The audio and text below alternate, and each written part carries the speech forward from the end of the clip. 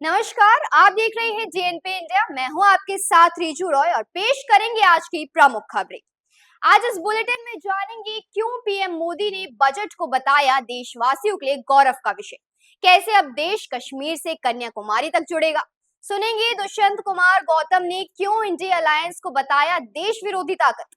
रवि किशन ने महाकुंभ भगदड़ पर दुख जताते हुए किसे लिया आड़े हाथ। बुलेटिन के आखिरी में जानेंगे बवंडर बाबा किस उद्देश्य के साथ कर रहे हैं देश का भ्रमण। इन सबसे पहले नजर देश के अहम खबरों पर।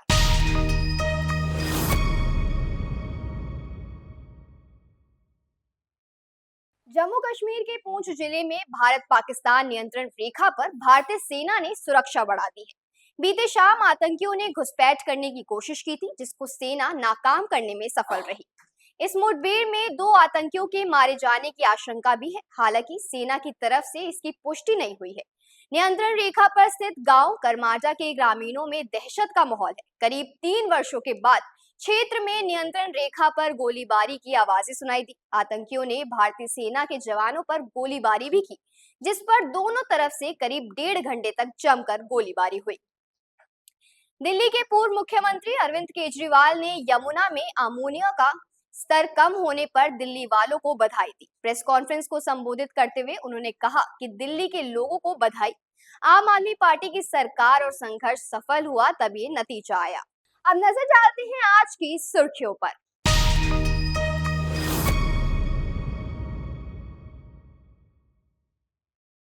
पीएम मोदी ने बजट 2025 पेश करने से पहले अपने संबोधन में कहा कि हमारे गणतंत्र के 77 वर्ष पूरे हुए हैं और ये हर देशवासी के लिए सर्वाधिक गौरवपूर्ण है। क्या कुछ उन्होंने कहा, आप भी सुनिए। साथियों, हमारे गणतंत्र के 75 वर्ष पूरे हुए हैं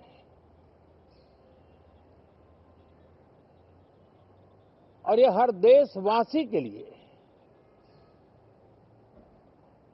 सर्वाधिक गौरवपूर्ण है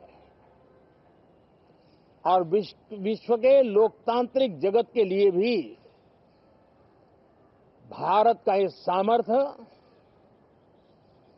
अपनी एक विशेष स्थान बनाता है। साथियों, ये देश की जनता ने मुझे तीसरी बार ये दायित्व दिया है और इस तीसरे कार्यकाल का ये पहला पूर्ण बजट है।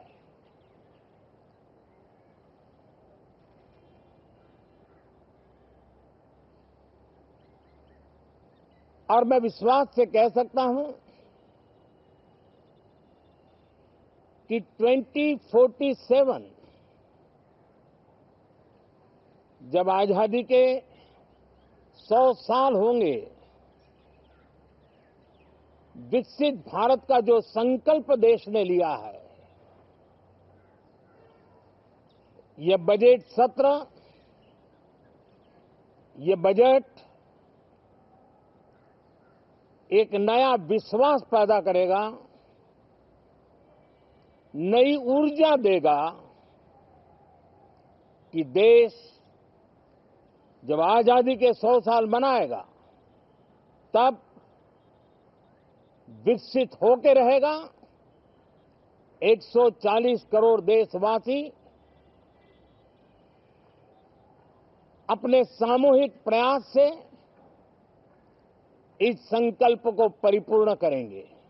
भारत की राष्ट्रपति द्रौपदी मुर्मू ने बजट 2025 पेश होने से पहले संसद के दोनों सदनों को संबोधित किया, जिस दौरान उन्होंने कहा कि मुझे आपको ये बताते हुए खुशी हो रही है कि उधमपुर श्रीनगर बारामूला रेल लिंक परियोजना पूरी हो गई है। क्या कुछ उन्होंने कहा, आप भी सुनिए। मुझे बताते हुए खुशी हो रही है कि उधमपुर श्रीनगर बारामूला रेल लिंक परियोजना पूरी हो गई है और अब देश कश्मीर से कन्याकुमारी तक रेलवे लाइन से जुड़ जाएगा। इस महत्वाकांक्षी परियोजना के तहत चेनाब ब्रिज का निर्माण हुआ है, जो विश्व का सबसे ऊंचा रेल ब्रिज है। साथ ही आजी ब्रिज देश का पहला रेल केबल ब्रिज बना है। सिंकुन ला सुरंग पर काम भी सफलतापूर्वक आगे बढ़ रहा है। निकट भविष्य में पूरी होने पर यह विश्व की सबसे ऊंचा सुरंग होगा।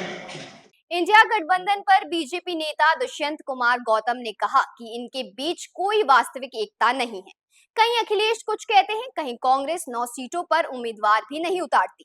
ये एक अवसरवादी गठबंधन है, असली गठबंधन नहीं। ये भ्रष्ट लोगों का गठबंधन है, देश को लूटने वालों का गठबंधन है। महाकुंभ में मौनी अमावस्या के स्नान से पहले दुखद हादसा हो गया। मंगलवार बुधवार की मध्य रात्रि अखाड़ा क्षेत्र में भगदड़ मच गई, जिसमें 30 श्रद्धालुओं की जान चली गई, जबकि 60 श्रद्धालु घायल हैं। इस पर दुख जताते हुए बीजेपी सांसद रवि किशन ने कहा कि ये बहुत दुर्भाग्यपूर्ण है।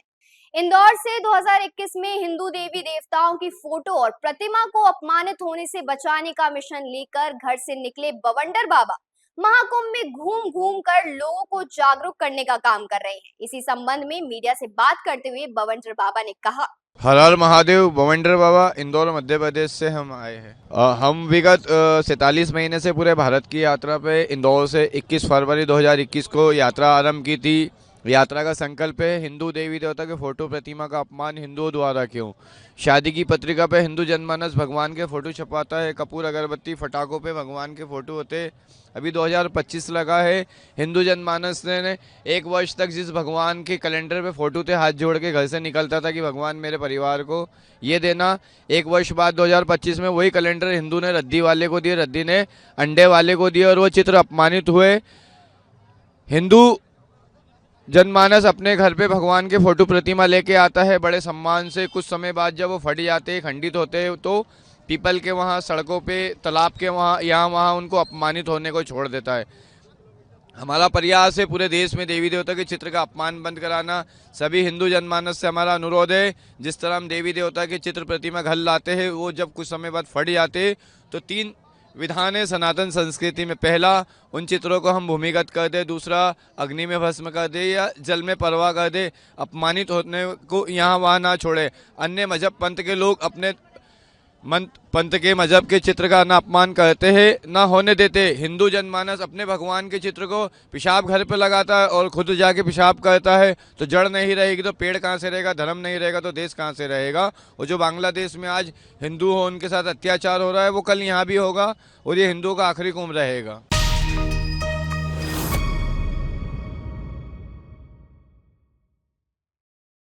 तो ये थी हमारी आज की प्रमुख खबरें। आपसे फिर मिलेंगे अगले बुलेटिन में। तब तक के लिए धन्यवाद। बने रहिए DNP इंडिया के साथ।